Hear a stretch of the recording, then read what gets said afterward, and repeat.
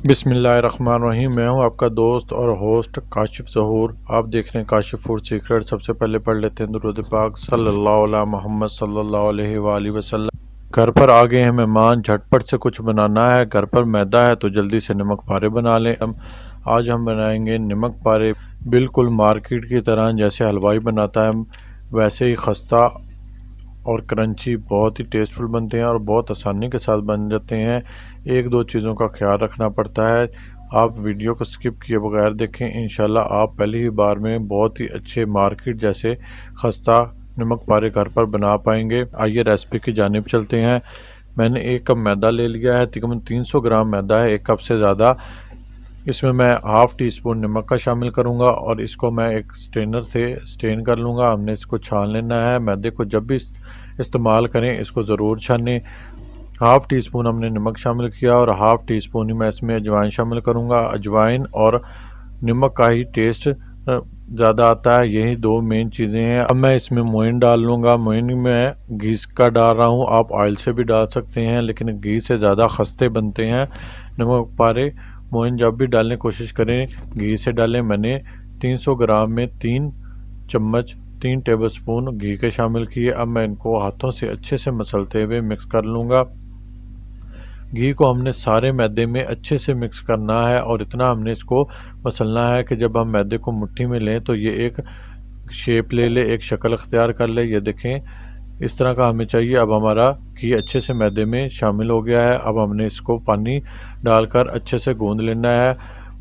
पानी कम डले या ज़्यादा डले, आपने डो का ख्याल रखना है। डो हमने नरम नहीं गूंदनी, सख्त गूंदनी है। थोड़ा थोड़ा पानी शामिल करते जाएंगे और डो को हम गूंद लेंगे। पानी की पैमाइश ज़रूरी नहीं होती। आप हमेशा डो को देखा करें कि डो हमने किस कंडीशन की बनानी है, किस रेसिपी में हमको कैसी डो चाहिए, वैसी हम डो बनाएंगे। थोड़ा थोड़ा पानी शामिल करके मैं डो को गूंद लूँगा और सख्त डो इसकी बनाऊँगा। आप देखिएगा, आपको मैं दिखाऊंगा कि हमको कैसी डो चाहिए। तकरीबन 2 से ढाई मिनट में हमने डो इसकी गूंद लेनी है। 10 मिनट में हमारा बैटर बन जाता है और 5 से 7 मिनट में हमने इसको फ्राई कर लेना होता है। 10 से 15 मिनट में हमारी नमक पारे बनकर तैयार हो जाते हैं। मेहमानों को चाय पेश करें और इतनी देर में आप नमक पारे बना लें। डो आप चेक करें, हमने ऐसी गूंदनी है, थोड़ी सख्त होनी चाहिए। फिंगर हमने दबाई, देखें फ़ौरन से ऊपर नहीं आ रहा, ऐसी हमको डो चाहिए। अब मैं इसको 15 से 20 मिनट रेस्ट दे लूँगा। इतने में हम मेहमानों के लिए चाय बना लेंगे और 15 से 20 मिनट हम नमक पारों को रेस्ट दे लेंगे, डो को रेस्ट दे लेंगे।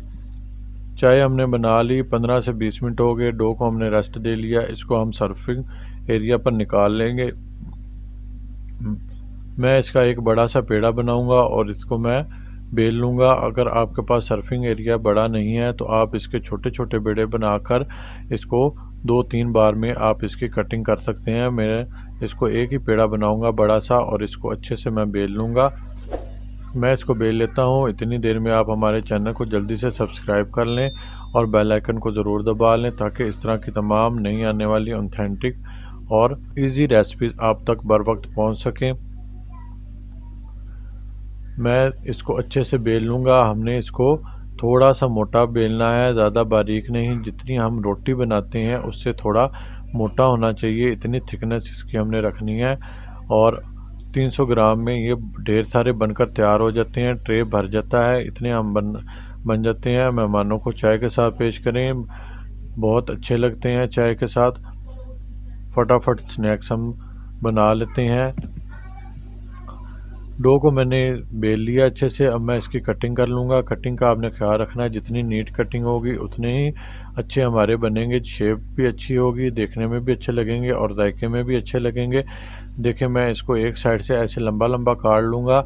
हाफ इंच से थोड़ा मोटा होना चाहिए और 1 इंच से थोड़ी मोटाई कम होनी चाहिए। इतने में हम इसको, इतनी मोटाई में हम सारे का कटिंग कर लेंगे। इसी तरीके से मैं सारी साइड पर इसी तरीके से मैं एक साइड पर कटिंग कर लूँगा और दूसरी साइड पे देखें, हमने थोड़ा सा चौड़ाई ज़्यादा रखनी है, तकरीबन 1.5 से 2 इंच। थोड़े लंबे लंबे हम बनाएंगे, बिल्कुल चकोर नहीं बनते नमक पारे, थोड़े लंबे होते हैं। देखें, इस साइड से भी मैं इस तरह से कटिंग कर लूँगा। बहुत आसानी के साथ कटिंग हो जाती है। बस आपने एक ख्याल रखना है कि आपने जब इसको बेलना है तो नीचे मैदा अच्छे से लगा लें, ताकि जब हम इसको ऊपर से उठाएं तो ये आसानी के साथ उठ जाएं। ये देखिए कितनी आसानी के साथ हम इसको उठा पा रहे हैं। मैदा आपने नीचे ज़रूर लगा लेना है ताकि ये नीचे सर्फिंग एरिया पे चिपके ना। अब मैं सारे उठा लेता हूँ और आपको मिलता हूँ चूल्हे पर कढ़ाई रख कर। चूल्हे पर मैंने कढ़ाई रख ली, ऑयल मैंने गरम कर लिया। ऑयल हम बहुत ज़्यादा इस्तेमाल नहीं करने वाले, बहुत ज़्यादा हम ऑयल यूज़ नहीं करेंगे। थोड़े से ऑयल में मैं 3 से 4 बार डालकर इनको फ्राई कर लूँगा।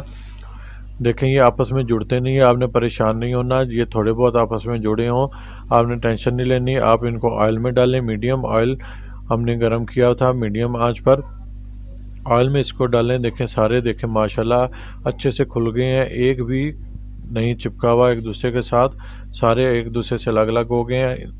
इनको इसी तरीके से मैं हिलाते हुए पलटते हुए अच्छे से फ्राई कर लूँगा और इनको एक जैसा कलर देना है हर तरफ से, और बहुत डार्क हमने कलर नहीं देना। गोल्डन कलर के बहुत प्यारे बनते हैं। देखें माशाल्लाह इन पर गोल्डन कलर आना शुरू हो गया है। 2.5 से 3 मिनट में ये अच्छे से फ्राई हो जाते हैं। आपने हाई फ्लेम पर भी इनको फ्राई नहीं करना, नहीं तो ये अंदर से कच्चे रह जाएंगे। हमने इनको अंदर से और बाहर से अच्छे से पका लेना है। देखें 2.5 से 3 मिनट में बेहतरीन पक कर तैयार है। देखें हमने गोल्डन कलर लेके आए हैं, डार्क कलर नहीं लाना, नहीं तो इसका जायका इतना अच्छा नहीं रहता। इसमें मेन फ्लेवर नमक और अजवाइन का होता है। इसी तरीके से मैं सारे फ्राई कर लूँगा